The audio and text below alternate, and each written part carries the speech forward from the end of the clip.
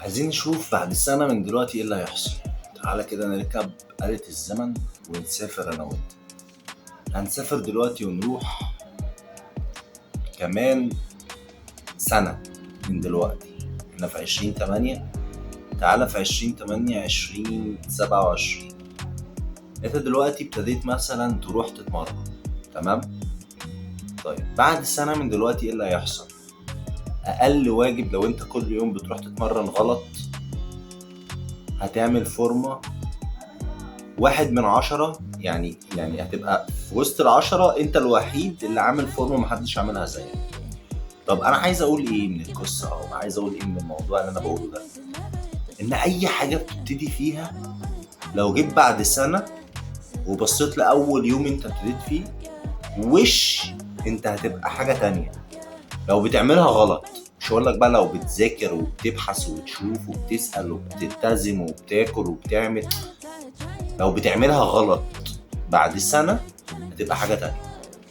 فتعال نضرب المثال دوت على قناة على اليوتيوب. انت ابتديت النهاردة اول مرة تعمل قناة وفيديوهات وبتاع، جيت بعد سنة بقى عندك رقم محترم، بقى عندك فيديوهات محترمة، انت اتطورت من طريقة كلامك ومن كاميرتك ومن زاويتك ومن لبسك ومن طريقتك ومن.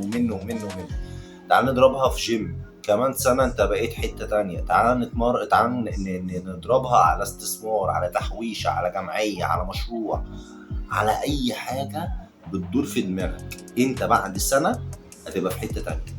طب يا عم اصل انا هعمل ايه، ما كله عمل وما وصلش، طب انا مش عارفة ايه. طب باشا، اعتبر نفسك انت في الكوكب لوحدك، والحاجة دي جاتلك، وانت المفروض التاسك بتاعتك ان انت تلتزم بيها لحد سنة، ونشوف ايه اللي هيحصل. كده كده الايام بتعدي وما فيش اسرع منها.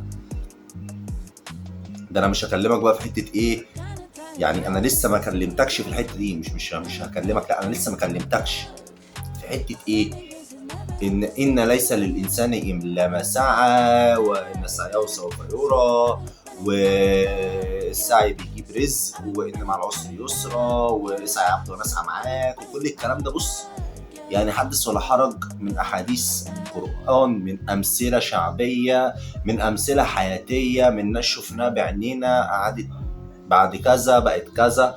طب انت دلوقتي عندك 20 سنة مثلا، فيها ايه يا عم لما اضيع سنة بقيت 21؟ بس انا بضيعها في حاجة انا نيتي ان انا افيد الناس واستفاد واعمل حاجات تطورني. دي نيتي، يعني اهم حاجة ان هي بس تبقى خالصة لله عشان الموضوع ربنا يبارك فيه ويمشي. طيب ضاعت السنة، لقيت ان الحاجة بوم طيرتني ودتني في حتة تانية، لقيت ان الحاجة دي مش قد كده. اولا انت ما خسرتش، التجربة ادتك ناتج ان ده ممكن انت ما تبقاش صالح ليه، او ايا كان السبب انت كنت عامل ايه. 2، انت استفدت وتعرفت على ناس وعملت علاقات ورحت وشفت اماكن جديدة وشفت وتعلمت ونزلت ورحت وجيت. 3، السعي دوت انا بشوفه دايما رصيد.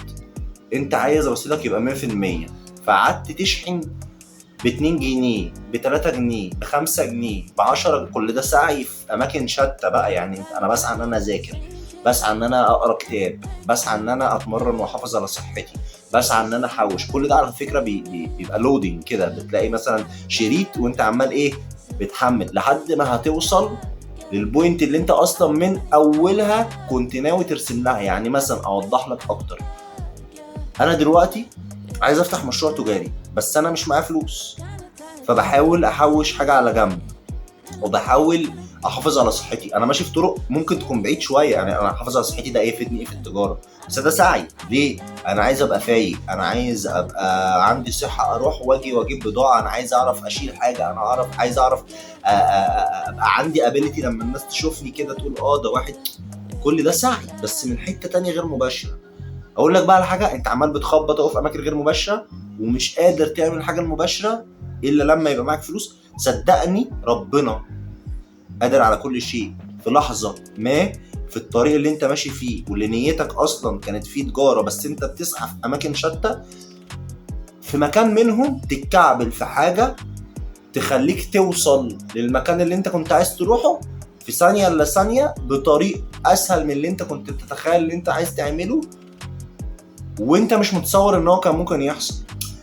فربنا ما بيسيبش شايفك، شايف مجهودك، خبط على 99 باب، لو ما فتحوش الباب ال100 ممكن يفتح يديك نتيجة ال99 باب اللي فاتوا. ما تحبطش، اوعى اوعى اوعى اوعى تحبط، اوعى تسمع لتجربة حد، اوعى تحط نفسك مع حد، اوعى تشوف نهاية واحد انت اصلا لسه ما ابتديتش اوائل خطواته ولا شفت اوائل خطواته، ولا لا انت عايز على طول هوبا. ده ما بيحصلش. اسعى. مفيش حد سعى ما وصلش، السعي بيؤدي الى حتمية الوصول، هي الجملة كده من الاخر. ويا رب كلنا نخش الجنة، الدعوة بتاعتنا المعروفة المعتادة. بس انا ليه عندكم طلب المرة دي، انا عايزكم تزودوا عدد المشتركين، يعني نشوف الفيديو بتاعي لو حس من جواه ان انا فعلا عايز افيده، او ان انا عايز اعمل حاجة، او ان انا بكلمك كأخ صغير كبير عادي ايا كان، يعني فيدني برضو. سبسكرايب، كومنت لطيف منك، بلايك لذيذ، انا هكون في حتة تانية، وهدوت هيشحنني ان انا اعمل اكتر واكتر واكتر. وبس كده، السلام عليكم.